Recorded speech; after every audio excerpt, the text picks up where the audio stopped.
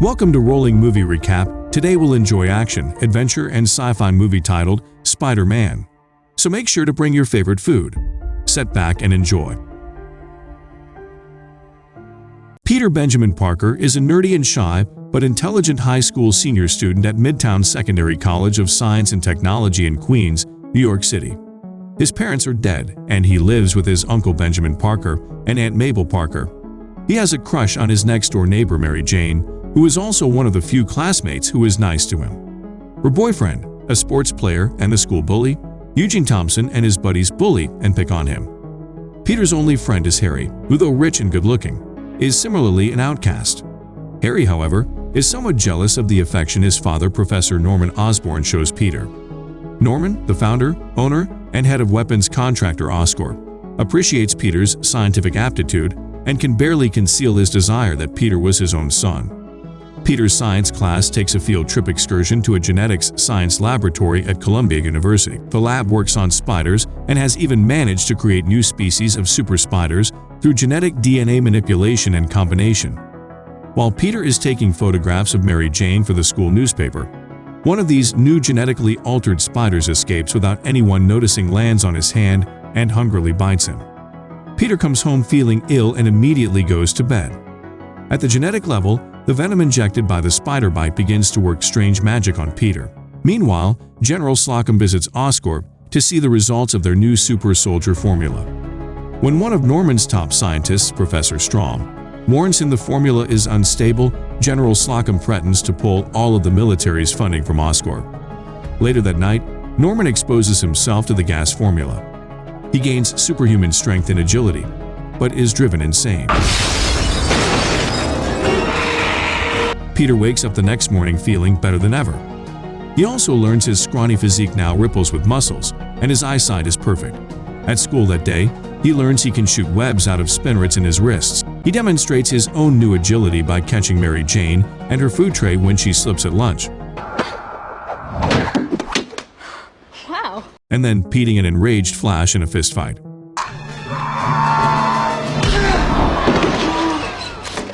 That night, he and Mary Jane casually flirt across the fence separating their backyards, although Flash breaks this up when he arrives with his new car. Peter believes he needs a car to impress Mary Jane, but knows neither he nor the cash-strapped and retired Ben and May would be able to afford one. One night he spies an advertisement in the paper. A local professional wrestling league will pay $3,000 to anyone who can survive 3 minutes in the ring with the wrestling champion called Bonesaw McGraw. Peter designs a suit and heads out to the arena, telling Ben and May he is going to the library. Ben and May are worried about the changes in Peter's personality, and Ben insists on driving into the library. He tries to explain his and May's concerns. He encourages Peter not to get into any more fights. He might have the power to beat the Flash Thompsons of the world, but with great power comes great responsibility. The responsibility to know when and how best to use that power. Peter reacts badly. He tells Ben he is not Peter's father and should not act like he is. Peter not only survives the wrestling match, he defeats Bonesaw in 2 minutes. But the promoter pays Peter only $100, angry at being gypped. Peter stands aside as an armed robber named Dennis Carradine steals all the cash and holds up the promoter, escaping through an elevator. However, when he gets out to the street, he discovers horrified that Dennis the criminal fatally wounded Ben with a gun and stole his car. Peter. Over here, Uncle Ben. In anguish, Peter chases down Dennis and beats him. The robber falls out of a window, where his body is recovered by the police. Peter is heartbroken that night, knowing that if he had stopped Dennis when he had the chance and not acted so selfishly, then Uncle Ben would still be alive. That same night, a menacing figure, wearing the stolen Oscorp exoskeleton and riding the jet glider, attacks a weapons test at Quest Aerospace. Peter is inspired by Ben's admonition to use his newly found spider-like superpowers for the greater good. He designs a new red and blue skin-tight costume, complete with spiderweb pattern and spider symbols, and swings around New York, foiling petty robberies and muggings as the Amazing Spider-Man. This does not endear him to Mr. Jonathan Jameson, the grumpy and cantankerous editor, owner and publisher of the Daily Bugle. However, when he learns Spider-Man sells newspapers, he puts out a call to photographers for better photos for his front page. Peter, Harry, and Mary Jane graduate from high school and move to Manhattan. Peter and Harry get a loft together and attend classes at Empire State. Mary Jane works as a waitress and struggles to get acting auditions. She and Harry also begin seeing one another. Peter struggles to hold down a job after his scientist teacher boss, Professor Curtis, fires him for always being late. Norman offers to help him find one but respects Peter's desire to make his own way in the world. Peter sees Jameson's advertisement for good photos of Spider-Man and, webbing his camera in convenient places, gets excellent photos of his own heroic actions. Although Jameson doesn't pay well, he agrees to buy more of Peter's photos. One day, the Green Goblin attacks Oscorp's annual Unity Day Street Fair parade and kills the board of directors. His attack also endangers Mary Jane. Spider-Man fights off the Goblin and rescues Mary Jane when she nearly falls to her death. Mary Jane finds herself falling in love with Spider-Man, a feeling only reinforced when he saves her from some rapists a few days later during a rainy night. She doesn't know he is really Peter. The Goblin decides he and Spider-Man should be partners. He attacks the Bugle office to lure Spider-Man into a trap, using knockout gas to subdue him, and then gives Spider-Man a few days to think over his offer of partnership. He warns Spider-Man the city will eventually turn against him, and that they should rule it together.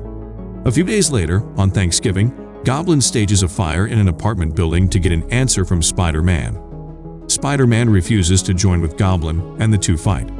Spider-Man receives a bad cut on his arm. As Norman and Peter, the Goblin and Spider-Man, are due at the loft for Thanksgiving dinner. When Peter arrives to dinner with fresh blood from the cut on his sleeve, Norman realizes Peter is Spider-Man and hastily leaves. On the way out, he insults Mary Jane and she leaves, hurt that Harry didn't defend her. That night, Goblin attacks Aunt May at home, sending her to the hospital. While visiting her, Mary Jane reveals her crush on Spider-Man to Peter, but they wind up having an intimate moment themselves. Harry sees this and knows his relationship with Mary Jane is over. Goblin decides to strike at Spider-Man through Mary Jane.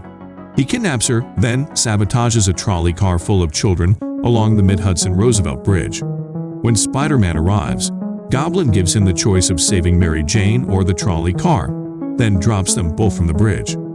Spider-Man manages to save both. Goblin instead grabs Spider-Man and throws him into an abandoned building. The two fight, and the Goblin overpowers Spider-Man, even throwing a pumpkin-shaped goblin grenade bomb directly at Spider-Man's face, heavily damaging Spider-Man's mask and wounding him. As the Goblin holds back Spider-Man and is about to kill him with dual blades, he makes the mistake of threatening Mary Jane. Enraged at this, Spider-Man beats Goblin senseless, overpowering him, but stops when the Goblin unmasks to reveal himself to be Norman. Peter is shocked that Norman is the Goblin. Norman then tries to reason to Peter that all of the actions that had occurred were from the influence of the Goblin's persona upon him. As Norman talks to Peter, asking for forgiveness, Goblin's jet glider appears behind Spider-Man, and the Goblin persona takes over Norman. Goblin tries to use his jet glider to kill Spider-Man, but he leaps out of the way just in time. Oh. As he dies, Norman asks Peter not to tell Harry about the Green Goblin. Spider-Man takes Norman's body back to his penthouse apartment. Harry sees them and blames Spider-Man for Norman's death. At the funeral, he vows revenge and thanks Peter for being such a great friend. Peter goes to visit Uncle Ben's grave. Mary Jane finds him there and confesses her love for him. Peter wants to tell her the truth but can't. Instead, he tells her he can never be more than her friend. And unfortunately, guys, this is the end. I hope you enjoyed the recap. If you want more, make sure you turn the notification bell because a lot of fun is coming on the way. And I don't want you to miss that.